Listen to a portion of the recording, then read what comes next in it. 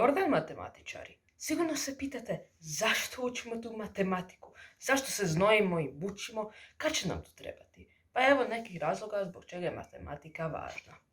Matematika se koristi u gotovo svemu što radimo i omogućuje nam mnoge stvari. Matematika je ulaznica za karijeru u svim zanimanjima, poput inženjerstva, znanosti, matematike općenito. Dobar dizajner video igrica mora znati izračunati dimenzije svojeg lika da bi se uklopila u video igru. Matematika je poput novca. Matematika nam olakšava upravljanje novcem.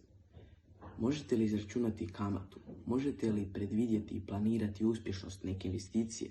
Uz matematiku odgovor će uvijek biti da.